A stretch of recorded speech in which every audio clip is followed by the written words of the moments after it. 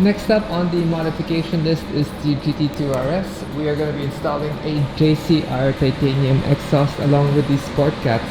Now these are valves, so we can still retain the quieter mode of it, but I know also that they're much louder than the original GT2RS Weissach exhaust.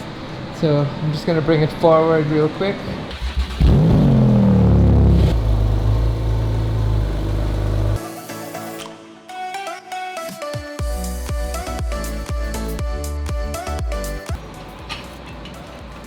Stock mesh,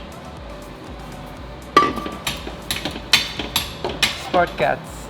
You can see that the mesh is much wider.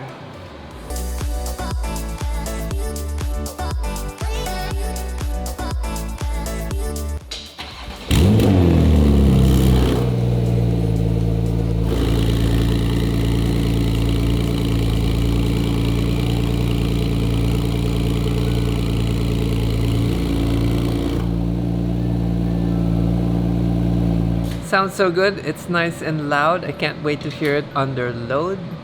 Right now we're just tightening everything else, and then we'll button it up and set it back on the ground and park it. Not much else modifications happening to the GT2RS at the moment. We do have some used Manthey Racing shocks, which are with Hazard Boy, and hopefully one of these days we can bring the car down to get the Manthey Racing KW coilovers installed. And then after that, we were actually deciding on whether to get the Manthey Racing kit, but it seems like they need to fly out here and install it themselves, which was not so cool. I'm finally back in the garage and we're gonna continue the work on the GT2RS. I ended up going with a 1016 carbon lip upgrade from Keith at the import hookup, but then I realized that Vorsteiner made a similar Aero package to Manthey Racing, but they made it in the US. So I ended up calling Keith again. Thank you to Keith for hooking us up also with a Vorsteiner Aero upgrade kit for the GT2RS. So for today's video, I'm going to pull the car out and we're going to continue installing the mods on it. And then after that, we're going to set it down to second skin so that we can have some stripes done and protect the carbon parts. And then we're going to bring it to Edward so that Edward can install the Manthey Racing coilovers that we got from Moon. And then after that, we're going to be able to do sound clips with the JCR titanium exhaust that we installed previously. So a lot of work is going to be done, and then hopefully we can wrap this up really quick. Now I know the front bumper has to come off, and then the rear bumper also has to come off just to install the carbon clips. Norman is here with me today, so he's gonna help me do the extreme harder stuff. Let's get into it.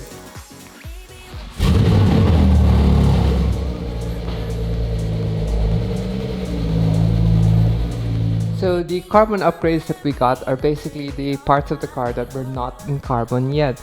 So things like this, the splitter, the NACA ducts on the hood, those we got upgrades in carbon. We already have the carbon vent louvers. We got the carbon side skirt upgrade.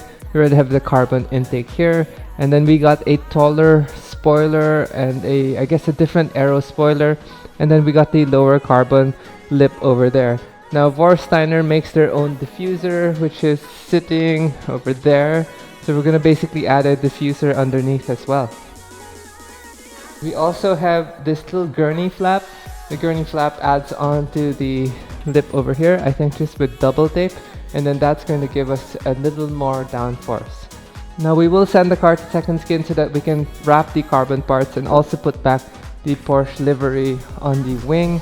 And I might add a stripe because the other day I was looking at a few other cars and I saw another GT2RS that looks almost similar to this, and he's got the gold wheel, so I wanted to change it up a little by adding some graphics on the car.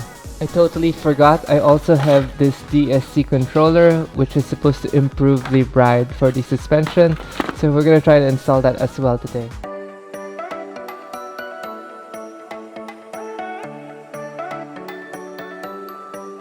While Norman is doing the front, I'm going to try to get into the rear cabin so that I can get the DSC controller. It's stuffed all the way in the back.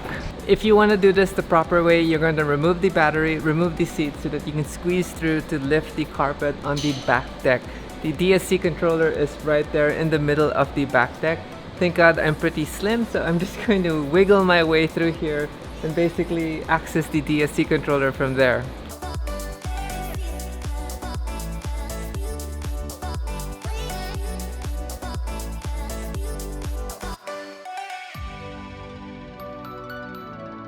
Managed to get the DSC controller in without removing the seat. While that was happening inside, Norman was able to drop the front bumper already, so we're gonna get straight to work on this.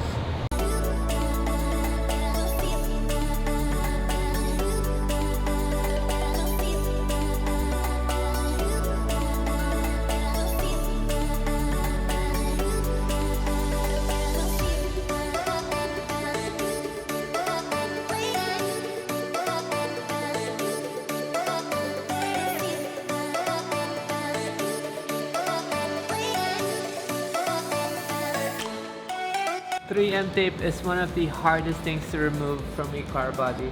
I actually ended up ordering the spray to remove the adhesive, but it's gonna be a bit too late. We've been working on this for almost an hour just to remove the double-sided tape.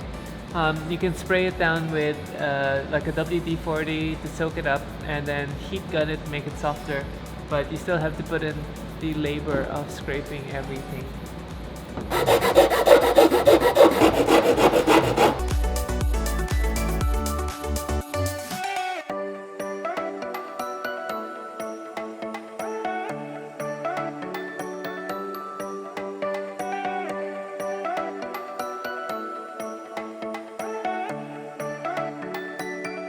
Sent me the same right side. I had to put the stock wing stands back on because the wing stands that they sent from Vorsteiner are both the right side. So now I'm going to see if the Vorsteiner wing will fit the stock wing stands and figure out if this is going to work.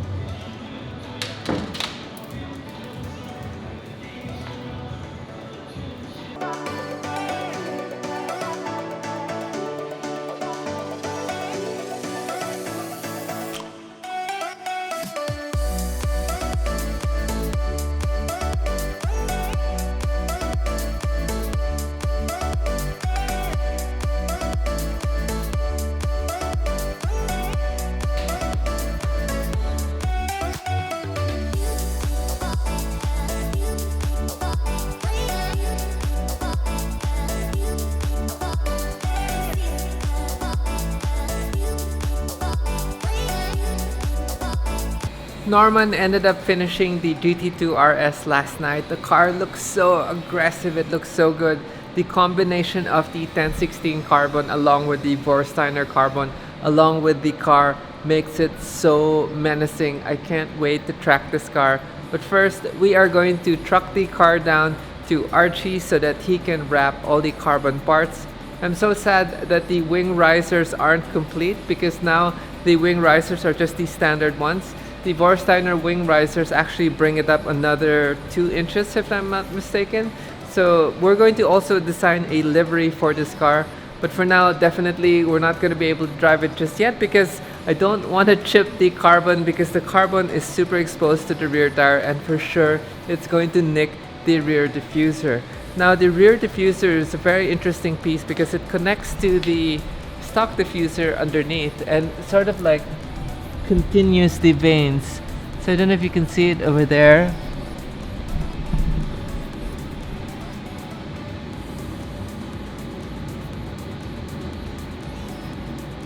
So the Vorsteiner piece completes the diffusers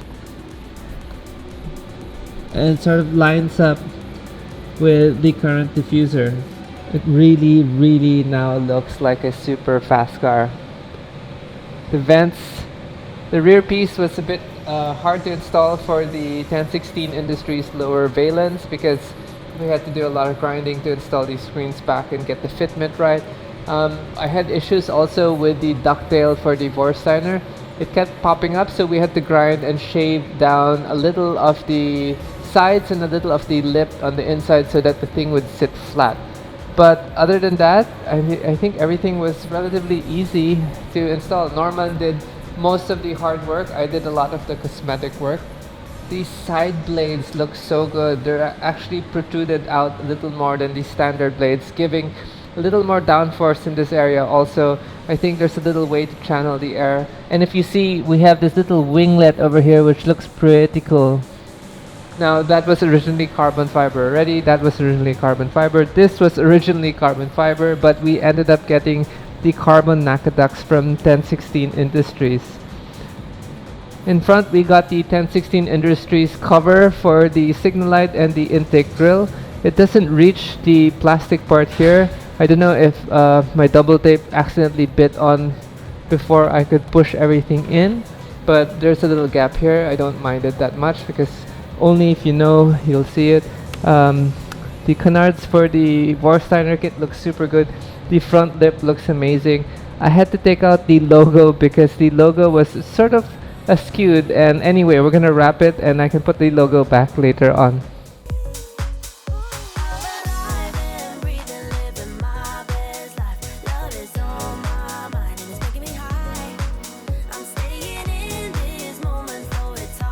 Camel Toe is finally here to bring the car down to second skin. The next time we're going to see this car, we're going to have some graphics on it, and then obviously we are going to paint protection film the carbon pieces. Hopefully Keith and Vorsteiner can give us the better uprights because I do want to see the taller wing blade. But for now, after second skin, we are going to send it to Hazard Boy so that we can get the Manthai Racing coilovers. So hopefully we can retain this height, but I think the Manthai Racing is going to bring the car down even a little lower. I can't wait to see what Archie and the team at Second Skin do with the wrap and livery design that I've actually drawn out. Did a basic sketch with it. Hopefully they can translate it into something that looks even better.